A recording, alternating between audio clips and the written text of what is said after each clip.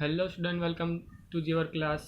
વિદ્યાર્થી મિત્રો, હું છું તમારો મેન્ટોર શિક્ષક હિમાંશુ સોધારા સર, અને આજનો ટોપિક રહેશે ભૌતિક પ્રક્રમ દ્વારા આપણે સમજીશું સંતુલન. એટલે સમજો કે ભૌતિક પ્રક્રમ જે પણ છે એ સામાન્ય રીતે કલા રૂપાંતરણ પ્રક્રમ તરીકે પણ આપણે તેને ઓળખીએ છીએ. કલા એટલે કે જે આપણે અવસ્થા જાણીએ છીએ, ઘન, પ્રવાહી અને વાયુ હોય તે, તો એકબીજામાં રૂપાંતર પામે તો તેમાં સંતુલન કઈ રીતે પોસિબલ છે અને કઈ રીતે તેની રજૂઆત કરી શકાય છે તેના વિશેનો ખ્યાલ આજના લેક્ચરમાં હું તમને આપવા જઈ રહ્યો છું. તમારી સાપેક્ષ મેં 3 અલગ અલગ કન્ડિશન મૂકી છે: ઘન અને પ્રવાહી વચ્ચેનું સંતુલન, પ્રવાહી અને વાયુ વચ્ચેનું સંતુલન, અને ઘન વાયુ વચ્ચેનું સંતુલન, કે જે કન્ડિશન વાઇઝ તમારી સાપેક્ષ મેં રજૂ કર્યું છે.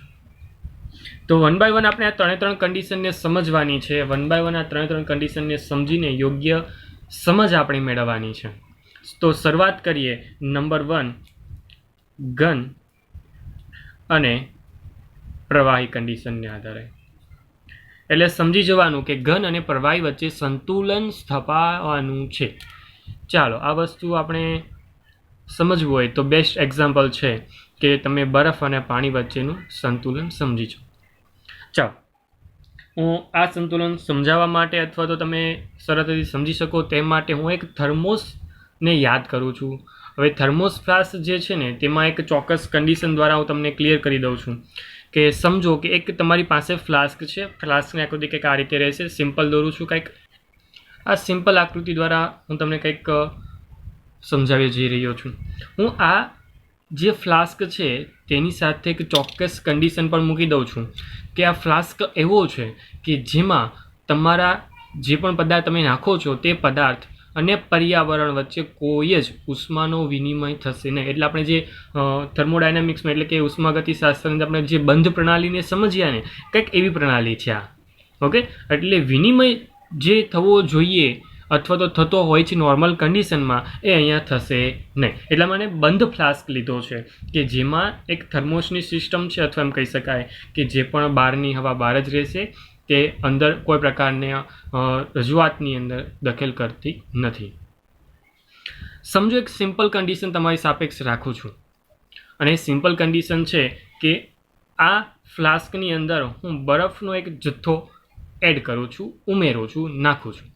ઓકે, અને એક ચોક્કસ માત્રામાં બરફ નાખું છું એટલે સ્વાભાવિક છે કે જે પણ નોર્મલ ટેમ્પરેચર છે એ આપણું રૂમ ટેમ્પરેચર જેને આપણે બોલીએ છીએ તે કદાચ એટલું હોય કે જેને કારણે બરફ જે છે તે પીગળવાની ક્રિયા કરવાનો છે.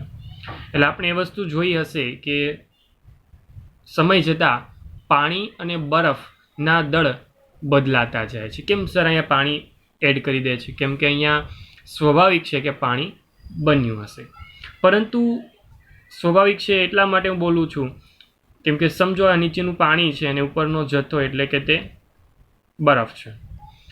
અમુક સમય પછી આ પીગળવાની જે પણ ક્રિયા છે તે સ્ટોપ થઈ જાય છે. હવે સ્ટોપ થાય છે એ વસ્તુ આપણે ઓબ્ઝર્વેશન તો કરી શકવાના નથી, પરંતુ આપણે એ વસ્તુ ચોક્કસતાથી જાણી શકીએ છીએ કે અમુક સમય પછી આપણે જો આ ફ્લાસ્કને ઓપન કરીશું તો તેમાં થોડુંક પાણી અને બાકીનો બરફ તમને એઝ ઇટ ઇઝ જોવા મળે છે. હું ક્લિયર શબ્દમાં જ બોલું છું કે જે વસ્તુ તમે કદાચ મહેસૂસ કરી હશે.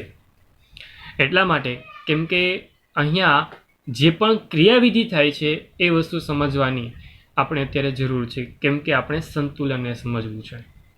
હવે સમજો કે પાણીમાંના અણુઓ જ્યારે પણ સંતુલનની પ્રોસેસ બરફ સાથેની ક્રિયા સાથે કરે છે, મતલબ બરફ સાથે કરે છે, એટલે શું થતું હશે? સમજો કે ઉપર બરફ છે અને તેના કોન્ટેક્ટમાં પાણી છે. આ એક એવી રેખા છે કે જે એકબીજાને અલગ કરે છે. થશે શું? ખાસ કાળજીપૂર્વક સમજો કે પાણીમાંના અણુઓ જે છે બરફની સીમા સાથે અથડાય, એટલે આ સીમા સાથે જ્યારે અથડામણ થશે એટલે સમજો કે મોલેક્યુલ્સ આવે છે, બરફના મોલેક્યુલ્સ સાથે અથડાય છે પાણીના મોલેક્યુલ્સ, અને એ અથડામણ સાથે ત્યાં અટકી જાય છે, બરફ બની જાય છે. અથવા એમ કહી શકાય કે પાણીના મોલેક્યુલ્સ તેની સાથે અટેચ થઈ જાય છે બરફની ક્રિયાવિધિને સમજવા માટે. તો તે જ સમયે બરફમાંના કેટલાક મોલેક્યુલ્સ એ પોતાની જે પણ ઉષ્મા છે તેને ગુમાવીને અથવા તો ચોક્કસ ઉષ્માને મેળવીને એ બહાર તરફ આવી જાય એટલે કે તે પાણી બની જાય છે. બે ક્રિયા તમારી સાપેક્ષ મેં રજૂ કરી. નંબર 1 કે જેમાં બરફની સપાટી પર પાણીના મોલેક્યુલ્સ એન્ટર થાય છે, એઝ અ બરફ તરીકેની પ્રકૃતિમાં તે આવી જાય છે. જ્યારે બરફની પ્રકૃતિમાં રહેલા જે પણ મોલેક્યુલ્સ છે, H2O ના મોલેક્યુલ્સ, તે પાણીની પ્રકૃતિમાં આવી જાય છે. ધેટ મીન્સ કે તે પીગળીને પોતાનું દળ ચેન્જ કરી દે છે. હવે જ્યારે સરેરાશ જોવા જઈએ ને તો એમ એટલું કહી શકું છું કે અહીંયા પાણી અને બરફ જે કન્ડિશન વાઇઝ ઉત્પન્ન થયા છે અથવા તો જે પણ દળમાં ઉત્પન્ન થયા છે તે દળ કે જે દળ સંતુલને છે એ દળમાં હવે કોઈ જ પ્રકારનો ફેરફાર થશે નહીં. સમજો કે એક્ઝામ્પલ તરીકે બોલું છું કે સમજો કે 5 લીટરનું પાણી છે ને 5 લીટરનો બરફ. 5 લીટરનો બરફ ન હોઈ શકે, પરંતુ એટલું પાણી યુઝ કરીને મેં બનાવેલો છે. એક્ઝામ્પલ તરીકે બોલું છું, એટલે ખાસ કાળજીપૂર્વક સાંભળો, ફક્ત સાંભળો કે તમારી પાસે 5 લીટરનું પાણી એઝ ઇટ ઇઝ છે, તો સંતુલન સમયે જો પાણી 5 લીટર રહેલું છે તો યાદ રાખજો કે સંતુલનની ક્રિયા કન્ટિન્યુઅસલી તમે જોઈ શકતા હો તો કદાચ ઓબ્ઝર્વેશન સાથે પણ તારણ નીકળશે કે પાણીના મોલેક્યુલ્સ 5 લીટર જેટલા જ રહેશે. એનો મતલબ એમ નથી કે સંતુલન દરમિયાન તમારી જે પણ એક્ટિવિટી છે બરફ અને પાણી વચ્ચેની એ સ્ટોપ થઈ જાય છે. નહીં. શું થાય છે તો કે બરફના મોલેક્યુલ્સ પાણી તરફ જાય છે, એટલે કે પાણી બની જાય છે, અને પાણીના મોલેક્યુલ્સ બરફ સાથે કોન્ટેક્ટમાં આવીને તેનું જે પણ દળ છે એ એઝ ઇટ ઇઝ કરવા માટે સક્ષમ બને છે. એટલે આ ક્રિયા તમે ચોક્કસ તાપમાનના સમન્વય સાથે અને વાતાવરણના એક ચોક્કસ દબાણ સાથે પોસિબલ બની શકે. એટલે સમજો વિદ્યાર્થી મિત્રો કે આ જે દળમાં કોઈ જ પ્રકારનો ફેરફાર થતો નથી, તેની પાછળનું કારણ શું છે? તો કારણ એટલું જ કહી શકું છું કે પાણીમાંથી બરફ અને બરફમાંથી પાણી. એટલે આપણે છે ને સામાન્ય રીતે સિમ્પલ ફોર્મમાં જેમ લખવું છે તો આ રીતે લખી શકું છું. સોલિડ જ કહીશ કેમ કે બરફ છે એન્ડ ધેન લિક્વિડ. ક્લિયર? તો solid to liquid and liquid to solid મતલબમાં બરફમાંથી પાણી અને પાણીમાંથી બરફ. આ જે અણુઓની હેરાફેરીનો જે પણ દર છે ને એ વાતાવરણ દબાણે અને 273 કેલ્વિન તાપમાને સરખો હોય છે. ફરી એકવાર બોલું છું, વાતાવરણ દબાણે અને સાથે સાથે કહું છું 273 કેલ્વિન તાપમાને. એ બંને દર સમાન છે. બંને દર એટલે કયો? સોલિડમાંથી લિક્વિડ જવાનો અને લિક્વિડમાંથી સોલિડ તરફ જવાનો. ઓકે. અને આ સ્વભાવ જે છે એ બરફ અને પાણી માત્ર અમુક તાપમાન અને દબાણના આધારે જ તૈયાર કરે છે.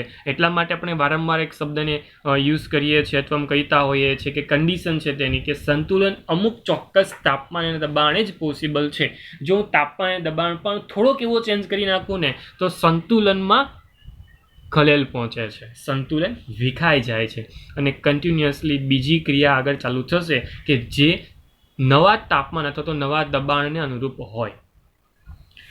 અને વિદ્યાર્થી મિત્રો અહીંયાથી એટલી વસ્તુ હું તમને કહી શકું છું કે જો કોઈ શુદ્ધ પદાર્થ તમારી પાસે શું છે? શુદ્ધ પદાર્થ. અને આ શુદ્ધ પદાર્થ માટે વાતાવરણના દબાણે અને જે તાપમાને વાતાવરણનું દબાણ લઉં છું. વાતાવરણ દબાણ એટલે તમને કદાચ ખ્યાલ હોવો જોઈએ કે 1.013. ઓકે.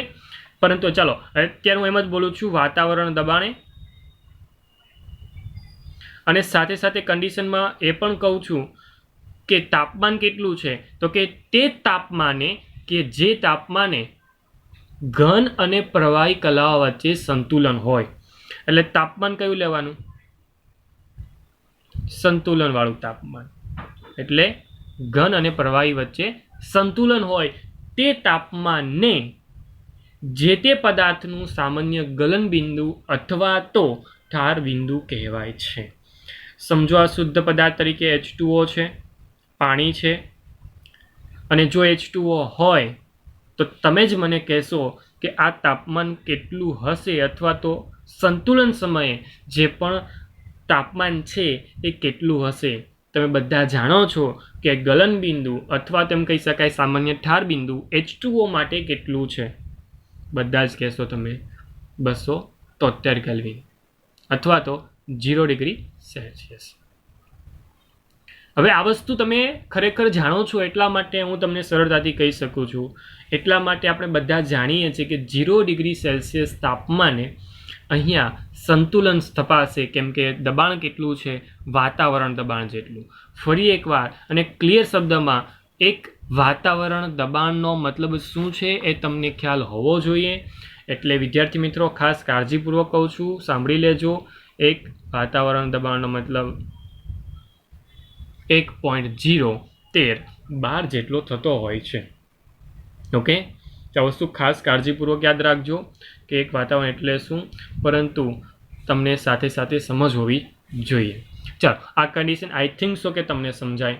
આ વસ્તુ કદાચ એટલા માટે સરળતાથી હું સમજાવી શકું છું કેમ કે એક્ઝામ્પલ સમાન રીતે અને સરળતાથી તમને સમજાય તેવા છે.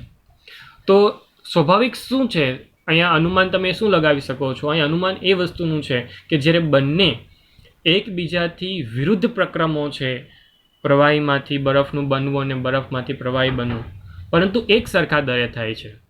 નંબર 2, બંને પ્રક્રમો સરખા દરે થતા હોવાથી બરફ અને જે પાણી છે તેનો જથ્થો અચળ રહે છે. સંતુલન સમયની વાત કરીએ છીએ.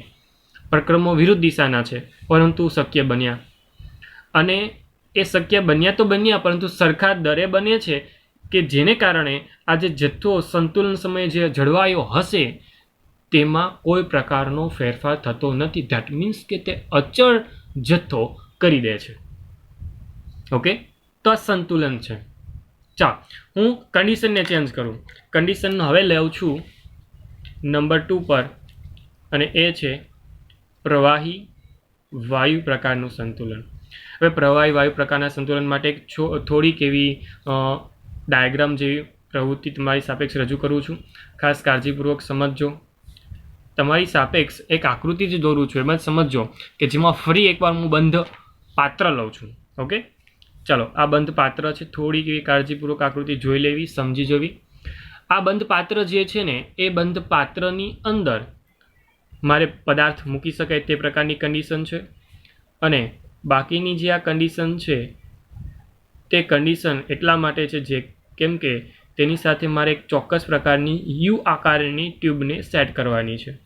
અને આ યુ આકારની જે પણ ટ્યુબ છે એ મારે સેટ કરવાની પ્રોસેસ કંઈક હું અહીંયા સ્ક્રીન પર દર્શાવું છું, કંઈક એ રીતે છે. હવે જે યુ આકારની જે પણ ટ્યુબ છે તેની અંદર મારે મર્ક્યુરી સેટ કરવાનું છે અથવા તો મર્ક્યુરી ભરવાનું છે. એટલે મર્ક્યુરીનું જે પણ લેવલ છે કંઈક આ રીતે તમને જોવા મળશે. ઓકે, ચાલો, તો આ મર્ક્યુરીનું જે પણ લેવલ છે એ તમને જોવા મળ્યું, જે મેં રેડ પેનથી તમને દર્શાવ્યું છે. થોડુંક એવું તમને દેખાતું હશે. હવે હું શું કરીશ, જો બંધ પાત્ર ક્લિયર શબ્દ ખાસ કાળજીપૂર્વક યાદ રાખજો. બંધ પાત્ર છે એટલે બંધ પાત્રની અંદર કદાચ ભેજવાળી હવા છે, એટલા માટે હું એક પાત્ર જે અહીંયા મેં મૂક્યું છે તે પાત્રની અંદર સૌપ્રથમ તો એની અંદર એવા પદાર્થો નાખું છું કે જે સામાન્ય રીતે આ યુટ્યુબની અંદર જે મોનોમીટર કહી શકાય તેમાં જે મર્ક્યુરી ભર્યો છે તેની હાજરીમાં જ આ જે પણ પદાર્થ હશે જે અહીંયા રહેલો ભેજને શોષી લે. એટલે ભેજ શોષક પદાર્થ તરીકે હું પહેલાં સૌપ્રથમ નાખું છું નિર્જળ કેલ્શિયમ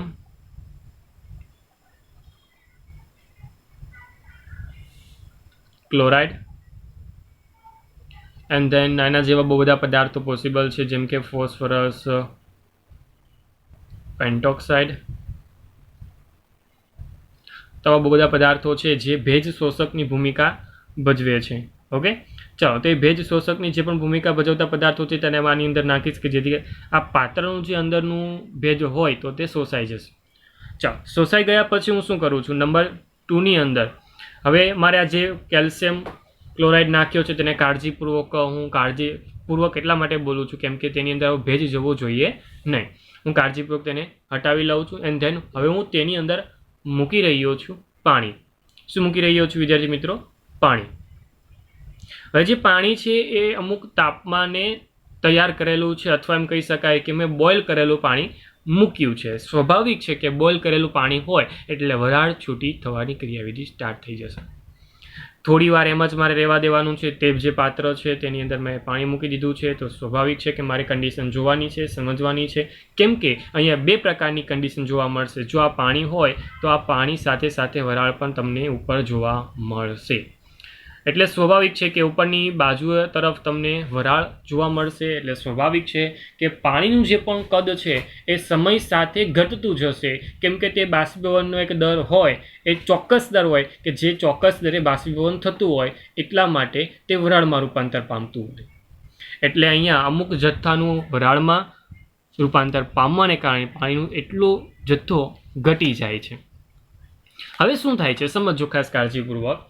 હવે બાષ્પીભવનનો દર તો અચળ છે, છતાં પણ દબાણમાં વધારાનો દર સમય સાથે ઘટતો જાય છે. ફરી એકવાર બોલું છું, દબાણ જે પણ છે તમારી કન્ડિશન પર લાગતું એ ચોક્કસ છે. કેમ કે કદાચ આ જે યુ આકારની જે મોનોમીટર સેટ કર્યું છે, અથવા તેમ કહી શકાય જે ટ્યુબ છે તેની અંદર મેં પારો મૂક્યો છે, એ જો અહીંયા દબાણ ઉત્પન્ન થશે સપાટી પર અથવા તો પાત્ર પર, તો એ અહીંયા જઈ શકે છે ને અહીંયા તે પ્રેશર આપી શકે છે.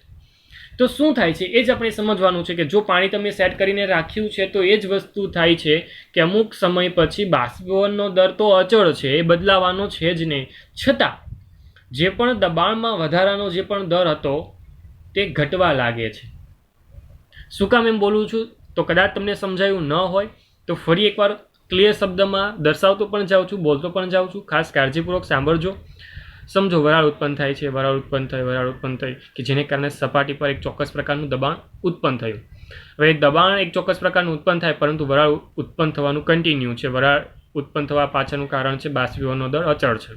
એટલે વરાળ કન્ટિન્યુઅસલી ઉત્પન્ન થાય છે. પરંતુ હું એમ બોલું છું તેમ છતાં પણ બાષ્પીભવનનો દર સમાન હોવા છતાં પણ દબાણમાં જે પણ વધારો થાય છે તેનો દર સમય સાથે હવે ઘટવા લાગ્યો. પહેલાં વધ્યો, અમુક લિમિટેશન પછી તે ઘટવા લાગ્યો. કારણ કે બાષ્પનું પાણીમાં સંઘનન થાય છે. ફરી એકવાર બોલું છું, દબાણનું એક મૂલ્ય ચોક્કસ વધ્યું અને ધેન દબાણનું એક ચોક્કસ મૂલ્ય આવીને દબાણનું એક મૂલ્ય સ્થિર થઈ ગયું. આ દબાણની રેખા ઉપર તરફ દબાણના વધારા સાથે બતાવતો હો તો આ દબાણ વસ્તુ તમને બતાવું છું કે જેમાં એક ચોક્કસ વધારો થાય છે અને તે વધારો ઘટીને એક નિશ્ચિત દબાણ થઈ જાય છે. આ તમને શું સૂચન કરાવું છું? આ તમને એ સૂચન કરાવું છું કે અમુક સમય પછી તે દબાણનું મૂલ્ય ઘટે છે. એ ઘટવા પાછળનું કારણ શું છે? તો કે જે વરાળ ઉત્પન્ન થઈ છે એ વરાળ ફરી એકવાર પાણી બને છે, પાણી ફરી એકવાર વરાળ બને છે. તો અહીંયા આ બંને વચ્ચે સંતુલન સ્થપાયેલું તમને જોવા મળે છે. અથવા તો આને હું એવી રીતે લખી શકું છું કે સમજો કે બાષ્પીભવન થઈ રહ્યું છે, તો આ બાષ્પીભવનનો દર કે જે આપણે ફર્સ્ટ લેક્ચરમાં સમજ્યા એ જ વસ્તુ અહીંયા થઈ રહી છે. બાષ્પીભવનનો દર અને સંઘનનનો દર સમાન છે, અથવા એમ કહી શકાય H2O લિક્વિડ સંતુલનમાં છે H2O ગેસિયસ સાથે. આ વસ્તુ ખાસ યાદ રાખજો કે વાયુમય અવસ્થામાંથી પ્રવાહી અવસ્થામાં જતા પાણીના અણુઓની સંખ્યામાં ધીમે ધીમે વધારો થવાનો છે. એટલે આપણે ખાસ કરીને સંતુલને આપેલું જે પણ તાપમાન હોય અને પાણીના મોલેક્યુલ્સ વડે ઉત્પન્ન થયેલું ચોક્કસ દબાણ અચળ રહેવાનું છે. સંતુલને દબાણ અચળ રહેવાનું છે. જો લીટો મેં કોન્સ્ટન્ટ કરી દીધો છે, દબાણનું મૂલ્ય મેં દર્શાવ્યું છે લીટા દ્વારા, પણ લીટો આ અમુક મૂલ્ય પછી મેં કોન્સ્ટન્ટ બતાવ્યો છે. મતલબ શું છે કે તે સંતુલન સ્થપાયું છે અચળ દબાણ સાથે, અને તે જે પણ દબાણ છે તે દબાણને જ પાણીનું દબાણ કહેવાય, અથવા તો પાણીનું બાષ્પ દબાણ કહેવાય છે, કે જે દબાણે સંતુલન થયું છે. આઈ થિંક સો કે તમે સમજ્યા. અને પાણીનું બાષ્પ દબાણ તાપમાનના વધારા સાથે વધતું હોય છે. સમજો ખાસ કાળજીપૂર્વક. જો તાપમાન વધારી દઉં, તાપમાન શું કરું છું વિદ્યાર્થી મિત્રો? વધારી દઉં છું, તો સમજી જજો કે તમારી પાસે જે પણ બાષ્પ દબાણ છે પાણીનું, એ બાષ્પ દબાણ પણ તેની સાથે વધવાનું છે. એટલે પ્રયોગ આખો ડિપેન્ડેન્ટ છે તાપમાન પર અને તેના બાષ્પ દબાણ પર, એટલે કે દબાણ પર. ઓકે, હવે કન્ડિશન વાઇઝ તમે એનસીઈઆરટી ટેક્સ્ટબુકમાં પણ આ આકૃતિ જોઈ શકો છો. વધુ બેટર તમને આકૃતિ અહીંયા તમને દોરીને આપી હશે. કે અમુક સમય પછી જે આ લેવલ છે એ લેવલ વધ્યું જે હોય, આ જે દબાણનો જે જથ્થો બતાવું છું એ તમને આ લેવલ પરથી સમજ પડશે. કઈ રીતે એ વસ્તુ ક્લિયર ફરી એકવાર બોલું છું. જે મોનોમીટરનું જે આ પારો છે ને એ આ તરફ ઉપર ચડે એનો મતલબ એમ છે કે દબાણ વધે છે, કેમ કે દબાણ અહીંથી આપતું હોય ફોર્સફુલી તો પ્રવાહી હોય તો કઈ બાજુ ઉપર ચડે? આ તરફ ઉપર ચડે. જો તે નીચે ઉતરે એનો મતલબ એમ છે કે આનું દબાણ ફરી એકવાર રિલીઝ થયું, ઘટ્યું. ઓકે, તો આ બધું ઓબ્ઝર્વેશનની એક પ્રોસેસ છે કે જેના દ્વારા તમે એ વસ્તુને જોઈ શકો છો. મેં તમને એ જ વસ્તુ તમને આ ભાગે દર્શાવી કે જેમ ધીમે ધીમે આ લિક્વિડ ઉપર તરફ ચડશે એન્ડ ધેન નીચે આવીને કોન્સ્ટન્ટ થઈ જશે. ક્લિયર? તો આના દ્વારા મેં તમને સમજાવવાની ટ્રાય કરી. હવે આ પાણીની એક્ઝામ્પલની વાત કરી કે જેમાં એક ચોક્કસ તાપમાન અને ચોક્કસ દબાણની વાત કરીએ છીએ, તો બાષ્પ દબાણની વાત કરી છે. શું હું પાણીને સ્થાને બીજો કોઈ પ્રવાહી મૂકી શકું? હા, મૂકી શકાય. જેમ કે એસિટોન છે, ઇથર છે, મિથાઇલ આલ્કોહોલ છે, આવા અલગ અલગ પદાર્થો જો મૂકીને હું અવલોકન કરું તો વિદ્યાર્થી મિત્રો યાદ રાખો કે જુદા જુદા પ્રવાહીના સંતુલનના જે પણ બાષ્પ દબાણ છે અથવા તેમ કહી શકાય સંતુલન બાષ્પ દબાણ જુદા જુદા હોય છે. કેવા હોય? જુદા જુદા. એનો મતલબ એમ કહેવા માંગુ છું કે જો એકવાર હું બાષ્પ દબાણ નક્કી કરું પાણી માટે, તો જો હવે ઇથર અહીંયા મૂકતો હોઉં તો સ્વાભાવિક છે કે ઇથરનું બાષ્પ દબાણ અલગ હોય. જો અહીંયા આલ્કોહોલ મૂકતો હોઉં તો આલ્કોહોલનું બાષ્પ દબાણ અલગ હોય. ઓકે, તો આ વસ્તુ ખાસ કાળજીપૂર્વક યાદ રાખવાનું છે. અને પ્રવાહીનું બાષ્પ દબાણ જો ઊંચું હોય, બાષ્પ દબાણ કેવું હોય? ઊંચું હોય. ખાસ કાળજીપૂર્વક યાદ રાખજો કે પ્રવાહીનું જે પણ બાષ્પ દબાણ છે, બાષ્પ દબાણ એ ઊંચું છે. કેવું વિદ્યાર્થી મિત્રો? ઊંચું છે. તો સમજવાનું કે તેનું ગલન બિંદુ નીચું હોય છે. સોરી, ઉત્કલન બિંદુ બોલીશું, ગલન બિંદુ નહીં. ઉત્કલન બિંદુ કેવું હશે? નીચું હોય છે, કેમ કે આપણે વરાળમાં રૂપાંતર કરવા માટે ઉત્કલન બિંદુ આવે છે. ચાલો, તો ફરી એકવાર કોન્સ્ટન્ટ વાક્યને સમજાવી દઉં. જો તમારી પાસે બાષ્પ દબાણની વાત કરું છું કે બાષ્પ દબાણ નીચું છે, મતલબ શું થયો કે સોરી બાષ્પ દબાણ કેવું છે? ઊંચું છે. તો તાપમાન સ્વાભાવિક છે એ મુજબનું આપણે નક્કી કરી શકીએ છીએ. એટલે આપણે સરળતાથી એમ પણ બોલી શકીએ છીએ કે ત્યાં જે પણ પદાર્થ રહ્યું છે, જો બાષ્પ દબાણ વધારે છે તો તે વધુ બાષ્પશીલ પદાર્થ થયો. વધુ બાષ્પશીલ પદાર્થ હોય તો ઓછા તાપમાને તે સરળતાથી બાષ્પમાં રૂપાંતર પામી શકતો હોય, અને સરળતાથી રૂપાંતર પામતો હોય એનો મતલબ એમ થયો ને કે તે ઉત્કલન પામવાની જે પણ એબિલિટી ધરાવે છે એ કેવી છે? સરળતાથી થઈ જાય તેવી. ધેટ મીન્સ કે ઉત્કલન બિંદુ નીચું છે. ક્લિયર? ચાલો, તો આ જ રીતે તમે અલગ અલગ કન્ડિશનમાં તૈયાર કરીને સમજી શકો છો. જો તમે ઓપન કન્ડિશનમાં વાત કરવા જાઓ તો ત્યાં સંતુલન થવાનું જ નથી. બંધ કન્ડિશનમાં સંતુલન થાય છે પરંતુ ઓપન કન્ડિશનમાં નથી થતું. એની પાછળનું કારણ એ જ છે કે જ્યારે તમે આ ખુલ્લું રાખો પાત્ર તો સ્વાભાવિક છે કે જે વરાળ છે તે ચાલી જવાની છે. તેને એક ચોખ્ખી સ્પેસ મળી જાય છે, જગ્યા મળી જાય છે કે જેને કારણે તે ફરી એકવાર સંઘનન પામીને પાછી પાણીમાં નથી ફરી શકતી. એટલે આ જે રિટર્ન આવવાની જે ક્રિયા હોય તે સ્ટોપ થઈ જાય જ્યારે ખુલ્લું પાત્ર હોય ત્યારે. એટલા માટે આપણે એમ કહી શકીએ છીએ જો પાત્ર તમે ખુલ્લું રાખશો તો અહીંયા સંતુલન રચાઈ શકવાનું નથી. એટલા માટે બાષ્પીભવન માટેનો જે પણ સમય હોય અથવા તો જે પણ દર હોય એ બધી જ વસ્તુની જવાબદારી પ્રવાહીના સ્વભાવ, પ્રવાહીનો જથ્થો અને જે તાપમાન તમે આપ્યું છે તેના પર આધાર રાખે, પરંતુ સાથે બંધ પ્રણાલી પણ જરૂરી હોવી જોઈએ કે જેને કારણે સંતુલન સ્થપાય. ખુલ્લી પ્રણાલીમાં સંતુલન શક્ય બનશે નહીં. ક્લિયર? જો પાણીની વાત કરવા જાઓ તો પાણી માટે તમે ફરી એકવાર જાણો છો તે જ મુજબ બાષ્પ દબાણ એક વાતાવરણ જેટલું છે.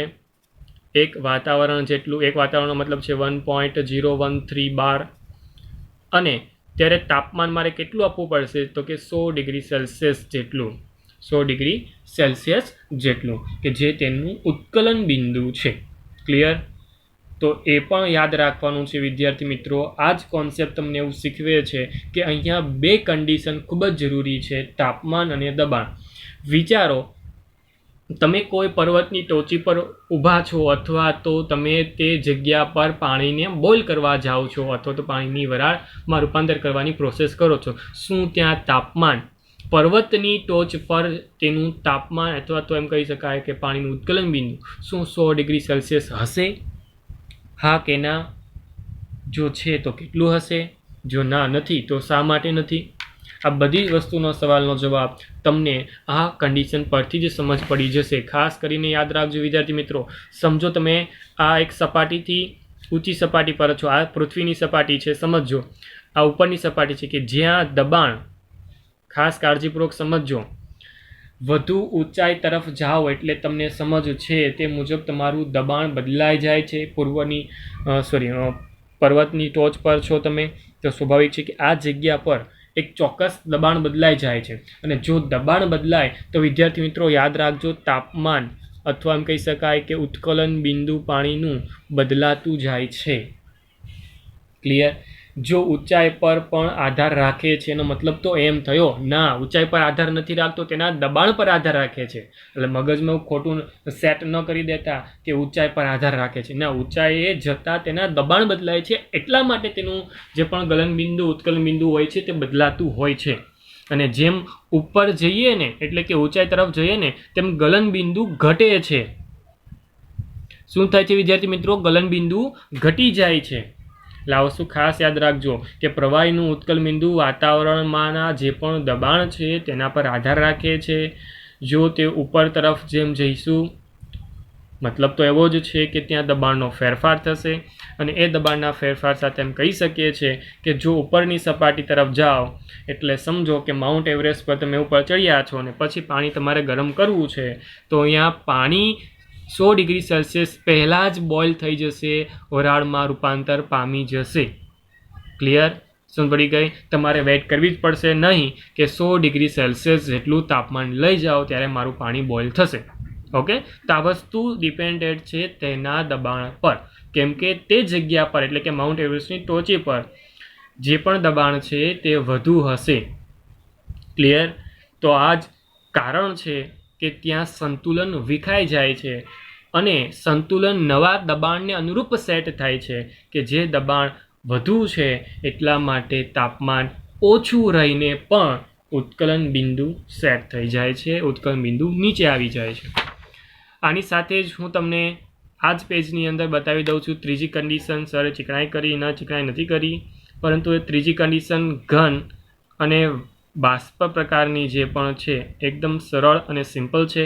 પહેલાં તો હું એમાં ઉધ્વપાતી પદાર્થોની વાત કરીશ કે જે સરળતાથી ઘનમાંથી સીધું બાષ્પમાં રૂપાંતર પામતો હોય, તે ઉધ્વપાતન પામી શકતા તેવા પદાર્થોની વાત કરું તો અલગ અલગ પદાર્થો જેમ કે આયોડિન છે, I2, કપૂર છે, ત્યારબાદ NH4Cl છે, એમોનિયમ ક્લોરાઇડ. ઓકે? આવા અલગ અલગ પદાર્થો છે. વિદ્યાર્થી મિત્રો જ્યારે એક બંધ પાત્ર લેતો હોવ, તમારે આ વસ્તુ સમજવી છે તો સરળતાથી સમજી શકાય. બંધ પાત્ર લેવાનું, તેની અંદર I2ના પેલેટ્સ નાખી દેવાના. I2 જે છે સામાન્ય રીતે એક સિલ્વર કરેલના દાણા જેવા પ્રકારની ઘન પદાર્થની પ્રકૃતિમાં તે આવે છે, મતલબમાં તે ઘન અવસ્થામાં છે. હવે પાત્રમાં તમે મૂકી દેશો એટલે અમુક સમય પછી ઉપર જાંબલી રંગનો ધુવાળો તમને જોવા મળશે. એટલે એમ કહી શકાય કે જાંબલી રંગની એક ચોક્કસ તીવ્રતાની સમય સાથે વધતી તીવ્રતાની એક ફ્લેમ તમને જોવા મળે છે. તો મતલબ એવો છે કે જેમ સમય જાય તે મુજબ તેની વરાળ નીકળતી જાય છે. અમુક સમય પછી એ જાંબલી રંગની જે પણ તીવ્રતા છે એ બહુ જ તેજ થઈ જાય છે. મતલબ થોડો ધુવાળો હોય ને વધુ ધુવાળો જેમ હોય તેમ અલગ અલગ ઓબ્ઝર્વેશન કરી શકો છો. એટલે તીવ્રતા એ શબ્દને અનુલક્ષીને છે કે પહેલાં ઓછો ધુવાળો હતો એટલે તીવ્રતા ઓછી છે, પરંતુ ધીમે ધીમે એક સમય પછી બહુ ધુવાળો ભેગો થઈ ગયો છે. જેમ દેટ મીન્સ કે જાંબલી રંગ જે છે તે તીવ્ર થઈ ગયો છે, પરંતુ એક તીવ્રતાએ તે સ્ટોપ થઈ જાય છે. શા માટે સ્ટોપ થાય છે? ફરી એકવાર એ જ કન્ડિશન, સંતુલન સ્થપાયું છે એટલા માટે. શું થતું હશે? તો કે જે ઘન અવસ્થાનું આયોડિન છે તે સીધું બાષ્પમાં રૂપાંતર પામે છે. હવે બાષ્પમાં રહેલું જે પણ ઘન છે તે બાષ્પમાં રહેલો જે વાયુ છે જાંબલી રંગનો તે સીધું કેમાં આવશે? આયોડિનમાં. ફરી એકવાર બોલું છું કે આ જે ઘન આયોડિન છે ને તે સીધું રૂપાંતર પામે બાષ્પમાં એટલે કે જાંબલી રંગના વાયુમાં, અને જે જાંબલી રંગની વાયુ છે ને એ ડાયરેક્ટ રૂપાંતર પામશે I2માં. બંનેનો દર સમાન છે એટલા માટે તે સંતુલનની કન્ડિશન છે ને એટલા માટે અહીંયા ફરી એકવાર એ જ કન્ડિશન, એ જ પ્રકૃતિ કે જ્યાં દળનો તફાવત તમને જોવા મળતો નથી. મતલબ એવો છે કે સંતુલનમાં આવી ગયા પછી જાંબલી રંગનું દળ વધવાનું નથી, તીવ્રતા વધવાની નથી એમ કહી શકાય, અને I2નું પ્રમાણ પણ વધવાનું નથી. ઓકે, જો તમારે સંતુલનને દર્શાવવું છે તો આ રીતે તમે લખી શકો છો I2 ઘન gives and reversible પ્રક્રિયા થશે I2 બાષ્પ. ઓકે, એવી રીતે તમે કપૂર માટે પણ લખી શકો છો કપૂર ઘન gives and reversible પ્રક્રિયા કપૂર બાષ્પ.